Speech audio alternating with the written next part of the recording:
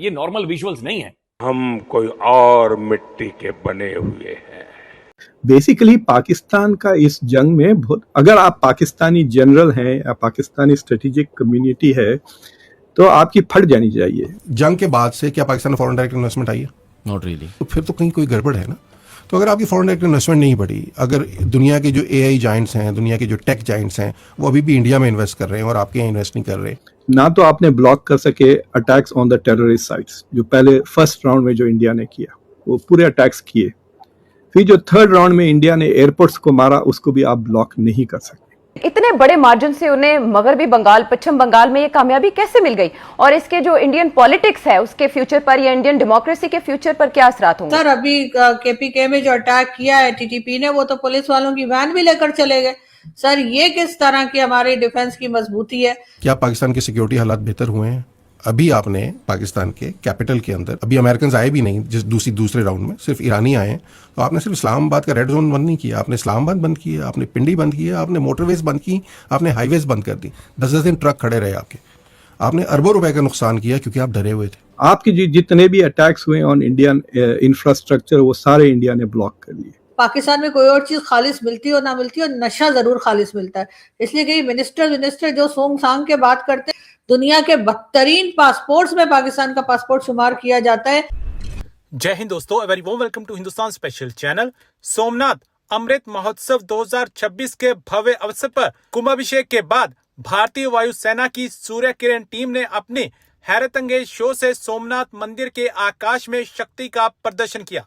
Prime minister Narendra Modi की उपस्थिति में हुए इस ऐतिहासिक आयोजन में नासिक में विकसित स्वदेशी स्मोक पॉट्स का सफल प्रदर्शन हुआ और चेतक हेलीकॉप्टर द्वारा मंदिर शिखर पर पुष्प वर्षा की गई। भारतीय वायुसेना ने सोमनाथ के आकाश में तिरंगा फहरा दिया।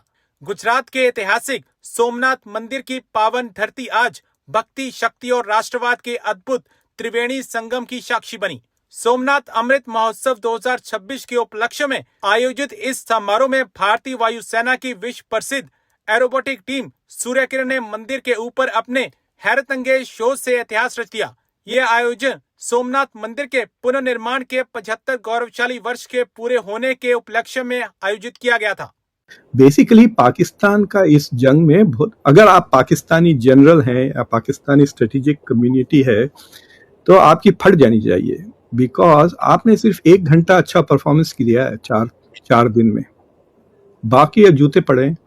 ना तो आपने ब्लॉक कर सके attacks on the terrorist sites, जो पहले फर्स्ट राउंड में जो इंडिया ने किया वो पूरे अटैक्स किए, फिर जो थर्ड राउंड में इंडिया ने एयरपोर्ट्स को मारा उसको भी आप ब्लॉक नहीं कर सकते। आपके जितने भी अटैक्स हुए ऑन इंडियन इंफ्रास्ट्रक्चर वो सारे इंडिया ने ब्लॉक कर लिए। So Pakistan didn't do well in this battle. जो जंग के बाद से क्या पाकिस्तान में फॉरेन डायरेक्ट इन्वेस्टमेंट आई है? Not really. क्या पाकिस्तान के सिक्योरिटी हालात बेहतर हुए हैं? अभी आपने पाकिस्तान के कैपिटल के अंदर, अभी अमेरिकन आए भी नहीं जिस दूसरे राउंड में, सिर्फ ईरानी आए हैं, तो आपने सिर्फ इस्लामाबाद का रेड जोन बंद नहीं किया, आपने इस्लामाबाद बंद किया, आपने पिंडी बंद किया, आपने मोटरवेज बंद की, आपने हाईवेज बंद कर दी, 10-10 दिन ट्रक खड़े रहे आपके, आपने अरबों रुपए का नुकसान किया क्योंकि आप डरे हुए थे। तो सिक्योरिटी के तो हमारे हालात अभी इतने बुरे हैं, ये रियलिटी है ना, आपको मुझे सबको नजर आ रही है।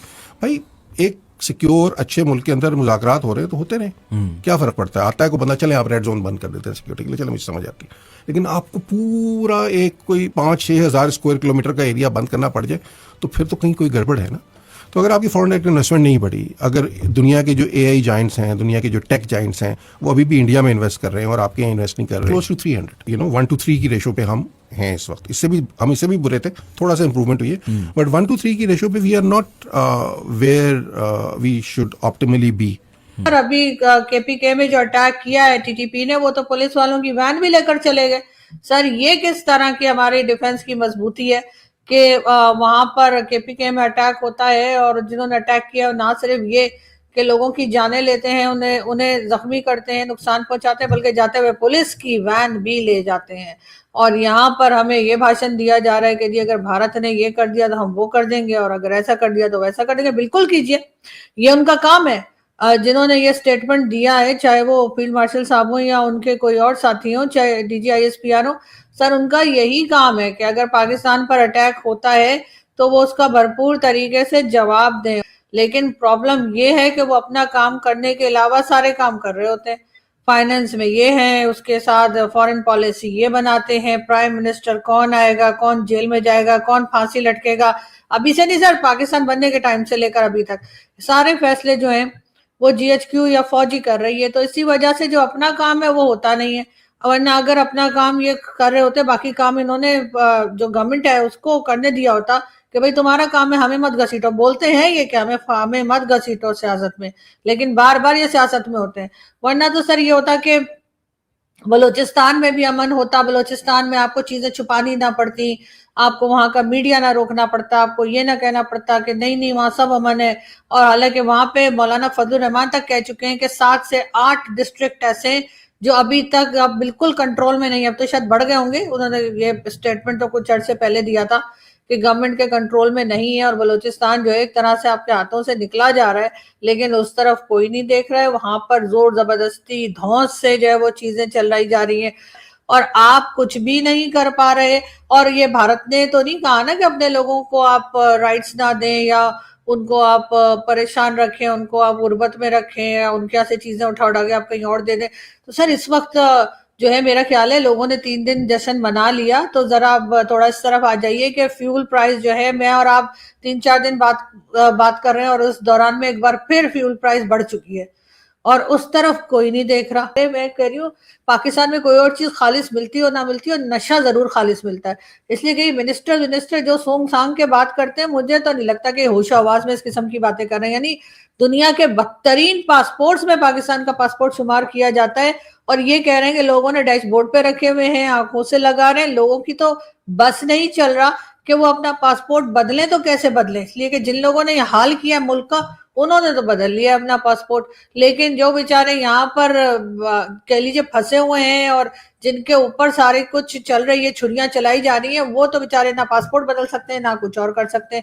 उसके बाद आपके डिफेंस मिनिस्टर साहब कहते हैं इमरान खान के जमाने में जो इकोनॉमी है और जो पाकिस्तान की तरक्की है वो कमजोर हो गई थी, तो अभी क्या बहुत ताकतवर हो गई है, अभी क्या बहुत ज्यादा पावर आ गई है इकोनॉमी में भी और पाकिस्तान की प्रोग्रेस में भी। मुझे सच्ची से मैं कहना नहीं चाहती, लेकिन मुझे डाउट है कि ये लोग पता नहीं कौन सा नशा करते हैं जो इस तरह की स्टेटमेंट देते हैं। अरे भाई आपको किसने कहा कि यहाँ पे प्रोग्रेस हो रही है? लोगों का हाल खराब हुआ है। आपने 415 रुपए फी लीटर आपने पेट्रोल पहुंचा दिया है और उसका ताल्लुक सिर्फ किसी की गाड़ी से नहीं है। आपकी हर चीज, अगर आप एक ब्रेड भी अगर मार्केट से लेते हैं उसकी प्राइस भी बढ़ चुकी है। लोग जो ट्रेवल करते हैं दूसरे शहरों में वो प्राइस बढ़ चुकी है। सिर्फ वो जो लोग हैं जिनका जाहिर है कि इनको तो मिनिस्टर और इनको लाने वाले उनको तो पता कुछ नहीं लगता।